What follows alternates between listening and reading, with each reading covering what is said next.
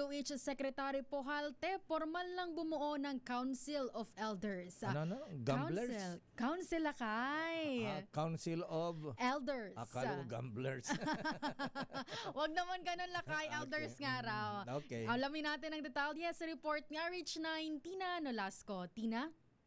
Wina Lakay, humingi nga ng tulong itong si DOH Secretary Briggs Pujalte sa mga dating kalihim ng kagawaran ng kalusugan sa pamamagitan ng pagbuo niya ng Council of Elders sa pagresolba ng mga matagal ng problema ng ahensya.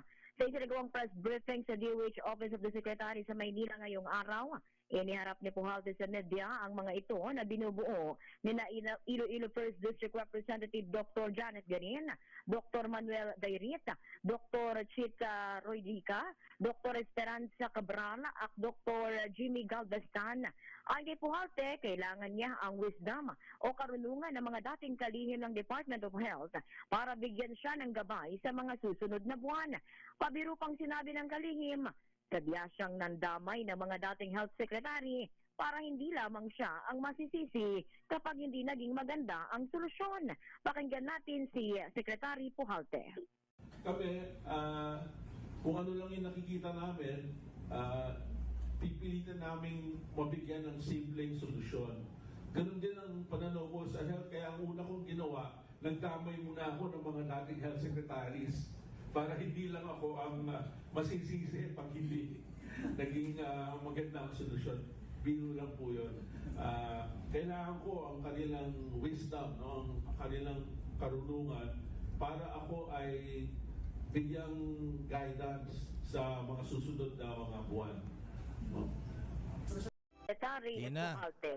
Delikado, sinama si Congresswoman, dating Secretary Garin. Baka maungkat Janet Garin Lakay. Janet Garin, baka maungkat ang Dengvaxia dyan. Oo nga. Baka magpabakuna, mag-ano ulit, Oo, baka may mga mamatay ng mga bata, ha? Ayan. Sige.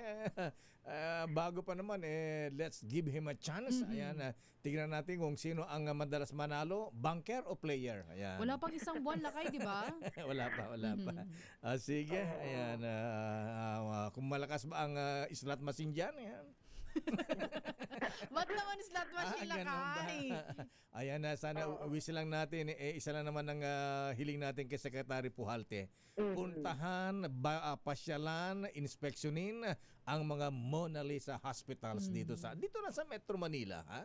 Ayan, saka na sa mga probinsya. Ayan, isama na rin para mapabilib naman tayo sa kanya. Ayan. Oo, pero Lakay, sa isinagawa niyang press briefing, sinabi ni Secretary Pujalte na uunahin niya daw ang Mindanao, sumunod ang Visayas, mag-iikot siya at ang Luzon para alamin ang mga kalagayan ng mga ospital sa Pilipinas. Sinabi niya talaga yan. Gusto ko marinig yan. Gusto ko yan. Ayan. Oo, ang sabi niya nga, mag-travel daw siya local. Wow. Mula Mindanao, Visayas ang susunod at dito sa Luzon para alamin ang kalagayan ng mga ospital at matugunan ang mga pangangailangan nito. Ayan ang priority niya dapat. Ayan, mga government hospitals na pila-pila may mga pasyente nakahiga sa pasilyo. Ayan. At saka na pumunta ng Soler Okada at Resorts World. Ayan.